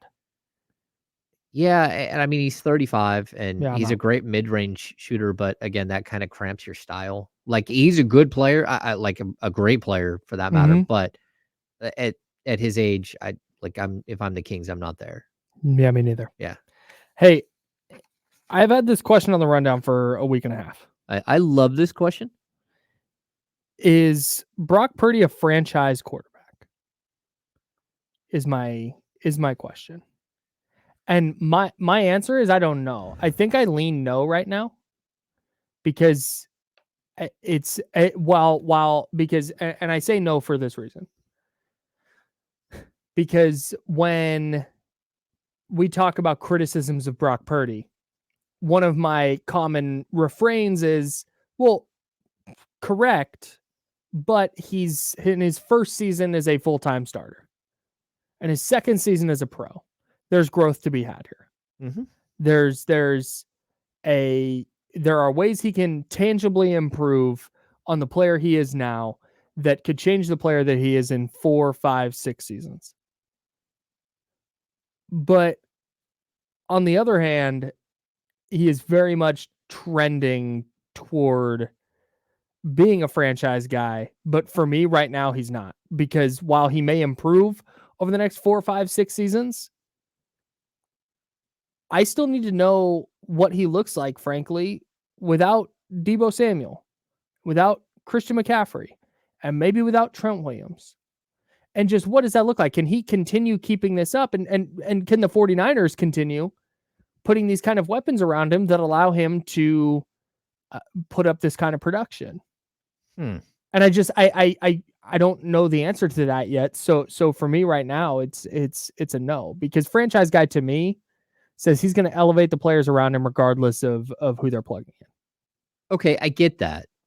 I'm going to take the opposite here, and I'm going to say yes, he is a franchise guy. Okay, and that's because for me, he's 4-1 in the playoffs, and the one game that he lost, he blew out his elbow in the first quarter. And so for me, he's proven that not only can he win the regular season, which his overall record is crazy, but that he can win when it matters. And it's not always just him, but I don't know. Like, is any quarterback? I mean, every quarterback is limited by the tools around him, and I'm not sure how many times we have to look and see how far he gets, and like where he's at 3 years from now, 5 years from like, because 5 years from now, you're right, Trent Williams will be gone, Christian McCaffrey will be gone, George Kittle will be gone, like all those guys will be, whether Debo's there or not. But like, it's on a team to continue to put talented pieces around a player like this. It's on the Niners to go find the next left tackle to fill that void and to find that next running back. And I don't know. I look at what he's done so far in his career, and I don't know how many quarterbacks put in his situation would quietly put up 4,300 yards and 31 touchdowns. And I don't think that there's a lot that would. And we're talking about a second-year player, but not even a second. More like he started half of the last 9 games of last season and then whatever he's got this year. So I'm going to say, yeah, like, why not build around him? Why not be, because, teams build around these other players that can't win the playoffs all the time. He's proven that he can. And I'm willing to say, I'm in on Brock Purdy for 5 years. Maybe he falls apart. Maybe he caps out as Kirk Cousins. Maybe he caps out at Drew Brees. There's all of these levels that he can potentially reach. But I can tell you, like, in his first couple of years, he's way better than a lot of these other quarterbacks that we're looking at. And he's won a whole lot more games in the postseason than like Trevor Lawrence or name that, great up and coming quarterback that was a number 1 pick in the draft. So I'm willing to say I'm okay with whatever path he goes at this. Like, I want to see him progress.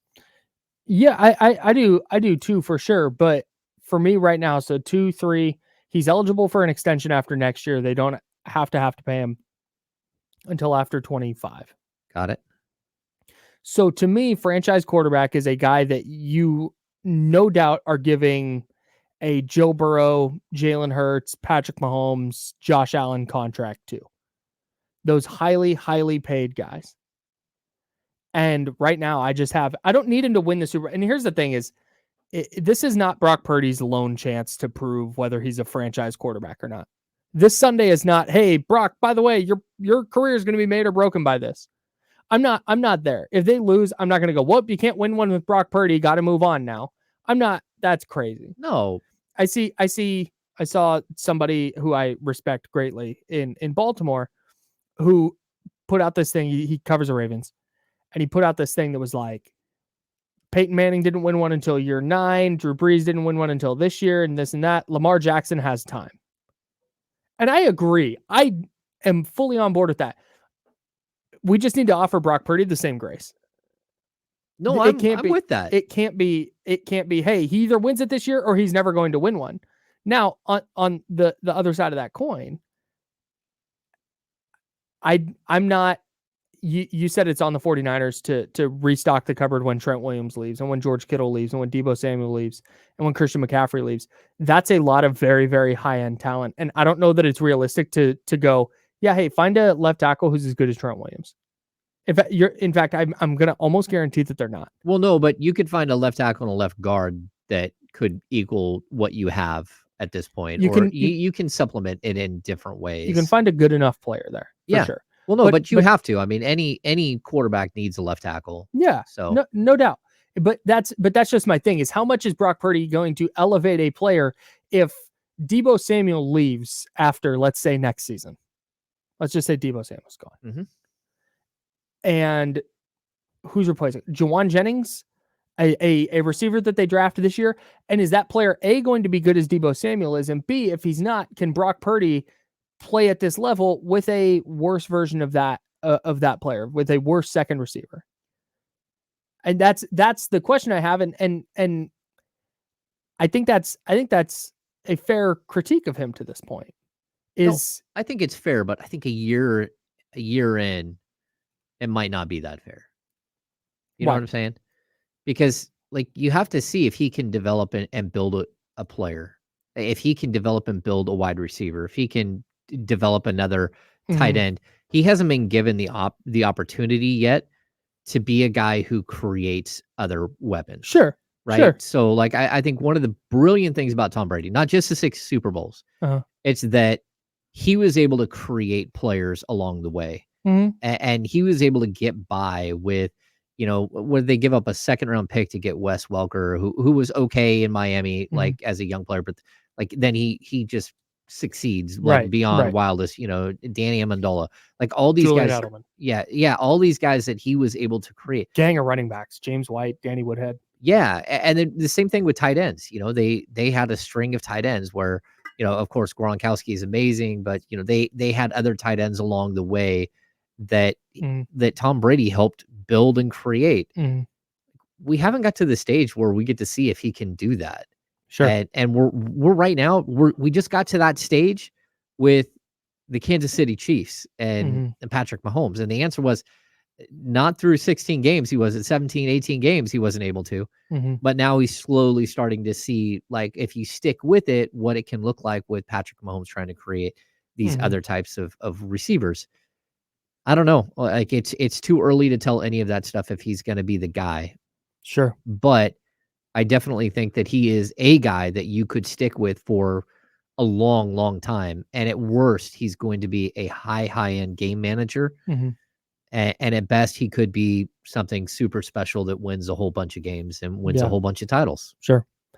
I think it is a little bit funny that one of the knocks on Purdy is like, well, look at his coach. He's the best play caller in the league. He's got the best play designer and this and that. But also, Kyle Shanahan loves Brock Purdy. Like and wants him to, that whole Tom Brady thing. Remember the story that came out? Nick Wagner did a big story in ESPN about Brock Purdy, and Purdy told the story that Shanahan sat him down and said, hey, if we can get Tom Brady here, he's going to start. Well, Shanahan, in Peter King's column today on Football Morning in America, said that was only because Brock was hurt, and we didn't know that he was going to be ready for the start of the year. If he hadn't gotten hurt in the NFC title game, we would not have even considered Tom Brady. That's how much Kyle Shanahan likes Brock Purdy. Yeah. And so if you're going to say Brock Purdy's actually not good, it's all Kyle Shanahan. Well, Kyle Shanahan loves that quarterback a lot, a whole lot, and is very impressed by what that quarterback does in his offense. And I think if you were to ask Kyle Shanahan today, I think Kyle Shanahan would tell you that Purdy is a franchise guy and he's going to be their guy. Well, I think he's there. And maybe he falls apart in the Super Bowl. I don't think he will, but maybe he does. And maybe next year he is super mediocre and we end next year and the Niners are 9-8 and we go, man, back to square one with quarterback. Yep. But maybe he goes in and wins the Super Bowl. I think it's more likely than Jimmy Garoppolo going in 1-1. Yeah. And that's ultimately what the Niners need from Brock Purdy right now. So I'm here for it, Kyle. I want to see how it all plays out. Me too.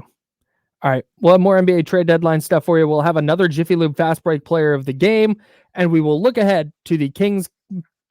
We will look ahead. Here we go. We'll fix it in post. 3, 2, and 1. We will look ahead to the Kings-Cavs matchup tonight. A couple of hot teams facing off in Cleveland. We got that next for you.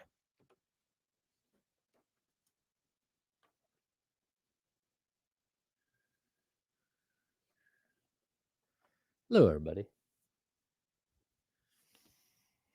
I got to run real quick. Yep.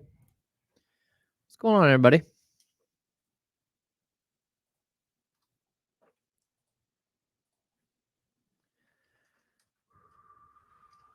I'd also look how good Brock Purdy was this year, and that's coming off of major elbow surgery. Like what he was able to do is very impressive. And again, I like when I watch him play, he reminds me of Drew Brees. And, even like the path Drew Brees blowing out his shoulder and then going on to be one of the great quarterbacks. Just, again, you can disagree with Drew Brees' politics and whatever you want. I don't care. Whatever you think of Drew Brees, but as a quarterback, he was absolutely incredible. And, a guy who threw for 5,000 yards, routinely threw for 5,000 yards. And wasn't the biggest, wasn't the strongest, didn't have the biggest arm, just got it done. I did see, Jeremy, you ask, I did see the World Cup schedule got released. I don't know. I will at least go to one World Cup game while it's happening. I guarantee that. My son and I will go. We also we want to plan a trip to England to go see Man U play at Old Trafford. Russell Hunt. Oh, I just hit a weird button. No, I don't want to do that.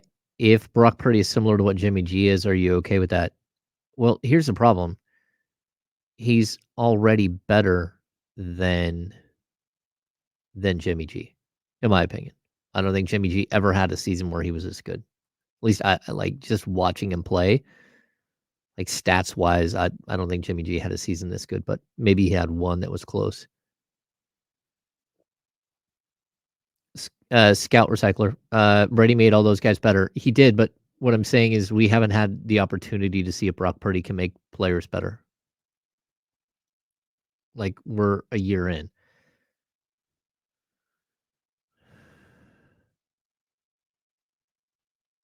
I don't mind this.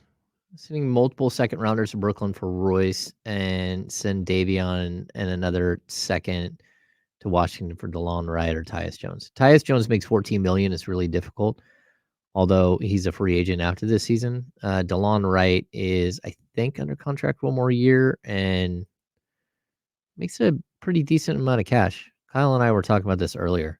DeLon Wright makes way more cash than in his career. He's made a lot more cash than people think.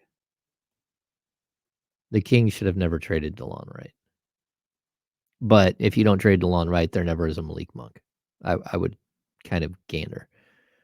Oh, okay. So Washington, DeLon Wright's only under contract for this year at $8 million. 8.2. That would be an easy contract to match.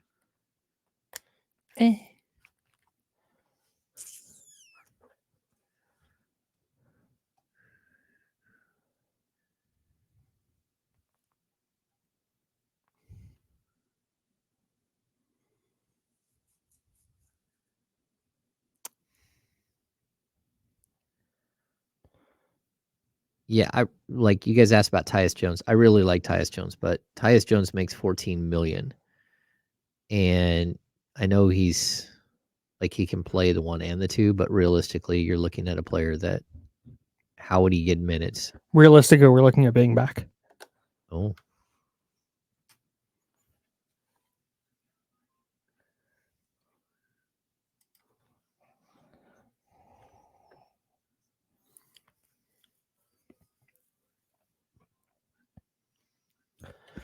Super Bowl week, we'll have a ton of football stuff for you throughout the week, but of course, the Sacramento Kings are not going anywhere.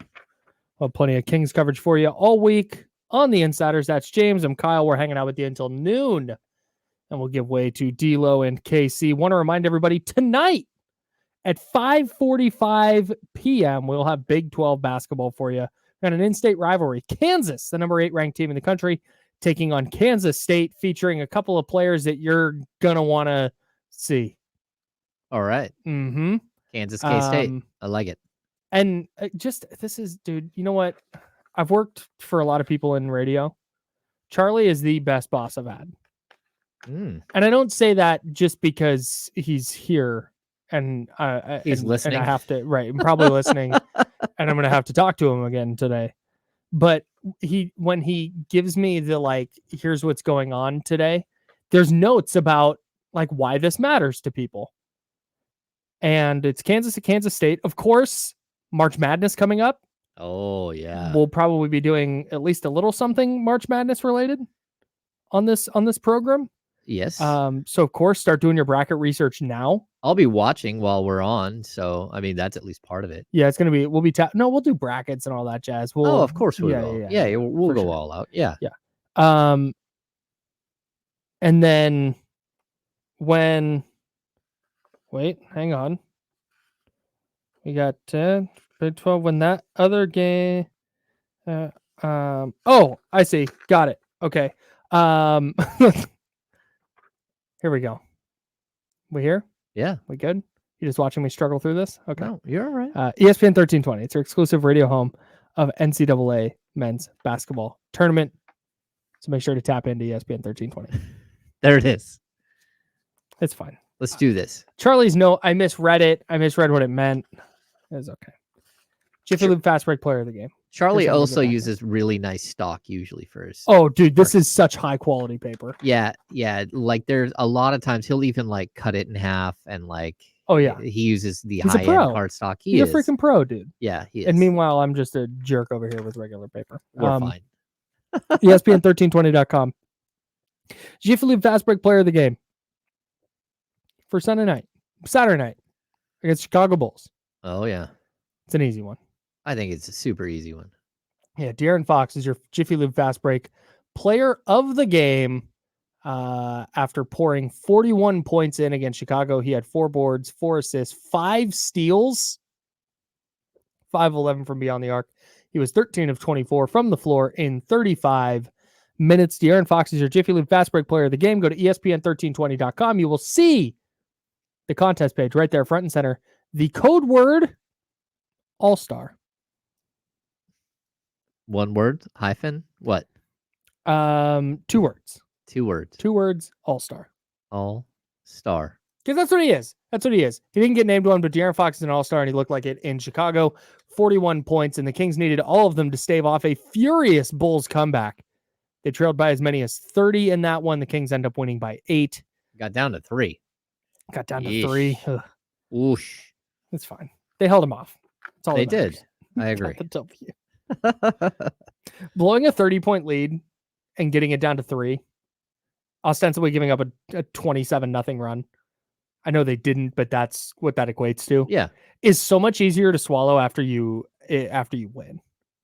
Oh, yeah. You know, like, oh, no. Oh, you let it go for a second, but locked back in. It was never really in danger. No, it's a totally different show today. It's- Today, everyone in the chatty house is like, trade them all. Trade them all. I don't care. Oh, if they ended up losing. Oh, yeah. Oh, it would have been tough. Well, I think fans may remember this, but the Kings were down one time in Chicago. I think it was either my first season or the season before I started. Yeah.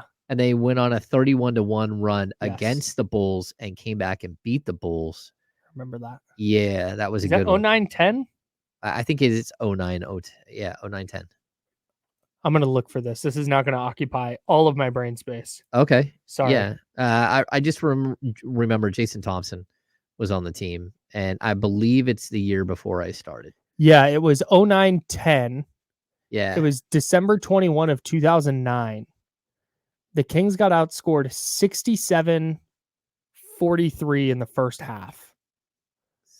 67-43. So that's 24. 24. And I believe at some point, maybe it was in the first half, maybe it was in the second half, but it got to 30. But the Kings won the second quarter by 5 and then won the fourth quarter 33-10. Oof. And that was a good Bulls team, I think. Yeah, the Bulls that year. Like- No. They were worse than the Kings. Oh, my bad. Okay. Well, I do know. Well, that's tough to be worse Luol than the Kings. Deng, Then. Derrick Rose, John Salmons, Joakim Noah, and Brad Miller. But at that point, the Bulls were 10-16 after the loss. Oh, okay. And They finished 41-41. Yeah, so the Kings that year, they had the third worst record in the NBA. And in the lottery, they dropped from 3 to 5, where they drafted DeMarcus Cousins right before. So my first year was 2010, 2011, and that was DeMarcus's first year. Like my welcome to the NBA moment was, welcome to the NBA. You get to cover DeMarcus Cousins. The first one-on-one I ever did was with DeMarcus Cousins. Honestly, good way to cut your teeth. Yeah, it was actually good. Just get thrown in the fire. Yeah, that's fine. Yeah, it was good. All right. Trade deadline Thursday.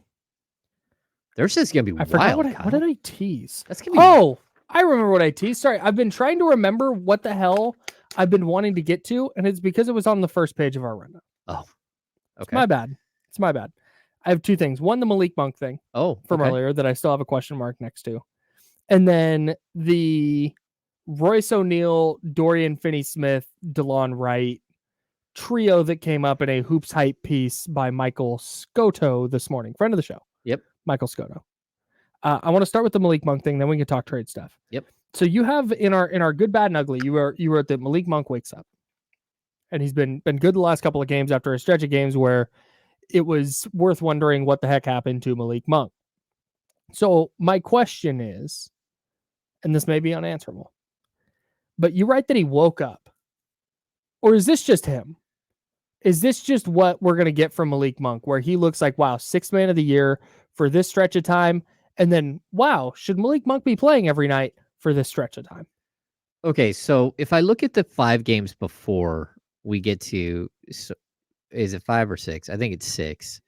The 6 games before, Malik Monk, 20.7 minutes.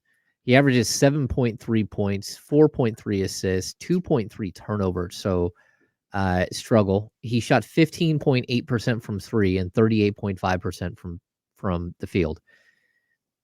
That was Malik Monk running out of gas.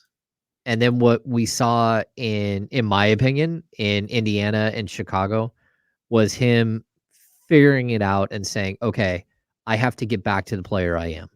And, 23 points and 6 assists, and then 22 points and 7 assists. He gets 5 rebounds in both games. All of a sudden he's shooting better from 3, but he's also getting to the rim. Like, that is the player he is at this point in my mind. Mhm. He's not 22 points a game, but on a team where he wasn't getting, where he was a little higher up, he might be at 17, 18 a game. Like, Sure. if the Kings needed him to score 17, 18 a night, he could do that. But I'm also going to go back to a conversation we've had about players early, and Malik Monk is a gym rat. He's a basketball junkie. He's a guy who would prefer every step of the way to play basketball versus hitting the weight room. And I'm not saying he doesn't work out, but he's one of those guys that is a straight up hooper, right? And a lot of times the straight up hooper guys, they have some dips in their schedule, in their season. Sure. Because they aren't hitting the weight room in a way that, say, like a Davion Mitchell is, or that a Domantas Sabonis is, where stable players, guys who, typically play 82 games, they do a lot of maintenance on their body, and they do a lot of lifting, and especially modern day players. And some guys are hoopers, some guys are gym rat. I mean, are workout warriors. And then on occasion you get a workout warrior gym rat, and that's what you're trying to hopefully build your team with, is a bunch of guys that do both.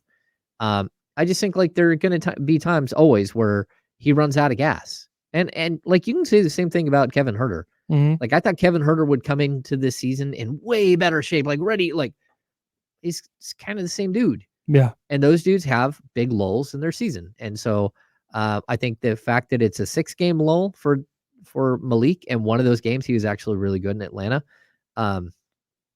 that's okay. That's why you have a team. That's why you have multiple players who can score. And so, yeah, I'm not concerned, but I do think that it's not just, it's partially who he is, and that he's going to have these lulls. But I think he's more the guy who averaged, 22 and a half points and 6.5 assists over the last 2 games. And he is the guy who was, suspect for 6 games.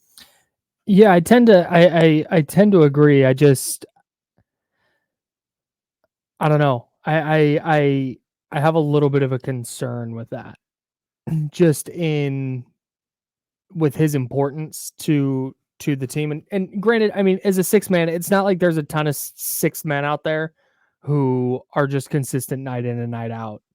Like, it's really, really hard to find players in that role that he plays. It's kind of the style of player, though, you're looking for, Kyle. Right. No, exactly. And that's what you would love if he was night in and night out. He was averaging 14 a game, but never going fewer than 12, and then being up, oh, hey, is it 20 this night? But okay, you had 12 a couple nights. You know what I'm saying? Yeah. But I mean, I think you're just going to, like you said, you're just going to get the highs and lows, I guess. Exactly. Guys like this, like slightly erratic players like this, they fit perfectly into that role. And it's kind of like look at the NFL version of this, right? It's like the third down back, right? Like, your third down back can do crazy things. He also can take a 17-yard loss because he keeps running around in circles trying to avoid getting tackled. And so we've gone away from that a little bit in the NFL, but like the guys like McCaffrey, like which you could, that just sit there and do their job every single play, boom, boom, boom, boom. like those guys are tough to come by. And those guys are usually star level players. The other guys, they can be star level players, but the Jerick McKinnons of the world that, you're counting on this electricity from them that changes everything. Sure. But you can't count on it all the time. Like it's Ayuk versus Debo, right? Yeah. So like you love what Debo does, but if I'm building a team, I'd rather have Ayuk. Sure. Because I know he's going to be there catching, 13 to 1,500 yards every year. Yeah. So. All right. I dig it. Yeah. And hey, happy birthday to Malik Monk. He turned 26 years old yesterday. Yeah. February 4th. 26. God, it feels like he's been in the league forever. Him and Fox both, 26. Jeez. Yeah. They got another, I mean, weird. They treat their bodies right. They got another 10 years. Oh, yeah, easily. Yeah. It's kind of, it is weird with Tom Brady playing as long as he did, with LeBron James playing as well as he is at 39. I think it's there. We're going to see a not reversion, but I don't think it's necessarily easy to do that. Like it's not like, oh yeah, hey, this is just the new standard that they're setting. Like, no, I think LeBron's just kind of an alien. Well, I think, you look at baseball, we were seeing regression now because it wasn't real. A lot of players playing, like being incredible into their 40s. Yeah. Or into their late 30s, just like in having some of their best years into their late 30s. Yeah. So, yeah. Trade stuff real quick. Yeah. Damian from D'Lo and Casey is going to join us here in a bit for the handoff. Royce O'Neal, Dorian Finney-Smith, and DeLon Wright were the three names that came up in not, I'm going to say in connection with the Kings from Michael Scotto in Hoops Hype. Not reporting that like, oh, they're in serious talks or anything like that, but just that they're names that have been mentioned with the Kings, or the Kings have talked with the Nets about O'Neal and DFS. Those are the kind of moves to me that you make it and you get a little bit better, but I don't know how earth-shattering any of them are. Yeah, I don't know if they changed the complete direction of this team, although we did talk about the stat last week where the top 4 of this team have been incredible, and then 5 through 8 have been spotty. So yeah, maybe improving those positions, getting more stable position, getting better defenders. Certainly all 3 of those guys are better defenders than what the Kings have playing those minutes right now. I would be intrigued. I'm not going like crazy and all in and selling out my future and giving away first round picks. No, but stacks of seconds, like, okay. Like, especially if you can go get DeLon Wright for a second or something like that. Yeah, no, I think DeLon Wright would make a lot of sense. And, especially if you've got to trade a Davion Mitchell to get a DeLon, to get one of those other pieces, then yeah, maybe you do come back around and you need a DeLon Wright to backfill. Yeah. I did during the break, Trey Lyles, Davion Mitchell, Chris Duarte work for Dorian Finney-Smith and Royce O'Neal. Like that trade does work. I'm not saying that that's what the Kings should do. And again, I'm a big Trey Lyles guy, but you do have to give up talent to get better. And say that trade again. Lyles, Mitchell, Duarte for Finney-Smith and Royce O'Neal. And then the Kings will probably have to kick in a couple of second round picks. Let's bring in Damian Barling for the handoff. D'Lo and KC coming up here at noon on ESPN 1320. Does that make the Kings better, that deal that James just laid out? Yeah, sure. I think that earth-shattering deal, I don't think that's out there. It's not. I feel like the only deal where you can look like, all right, maybe this team took a little bit of step forward is the Kyle Kuzma deal. Unless there's something we don't know, unless there's a person, a player, a conversation that we're all completely unaware of. And the one thing about the Kyle Kuzma potential deal is I don't think you could possibly get worse with that deal. So I think the only thing you could do is either maintain or get better. But anything that bolsters that second unit a little bit, because right now it's great that Trey Lyles is playing well. It's great that Malik is back, but it really feels like it kind of starts and ends with those guys. And that's tough. It's working right now, which is great, particularly because you have 2 starters who are both playing really, really well again. But, as you move deeper into the season and hopefully you get into the postseason, you're going to need your guys on the second unit to contribute in the little time that they're going to play. Yeah. I like that you went maintain and improve, basically. Pretty much, Yeah, yeah. yeah. Like I it's difficult. Like it's difficult to manage the team's playing well right now, right? What it 6 of 7. Yep.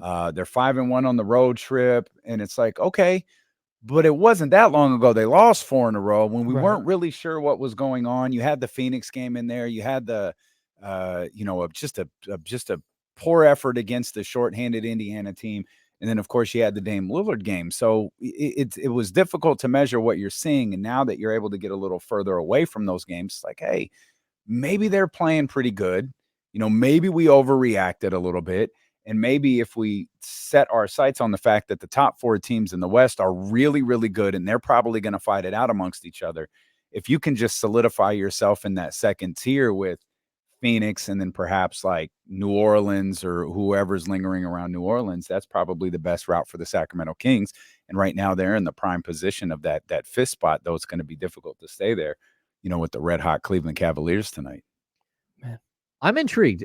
So you're okay being in that second tier. You don't want to, you would not, if you're Monty McNair, you wouldn't try to push to get into the top tier. No. Like if it's there, sure. Yeah. Like if there's a move you can make to do that, yeah, absolutely. Again, I just don't know what that is. I don't either. That's my big hang up with this.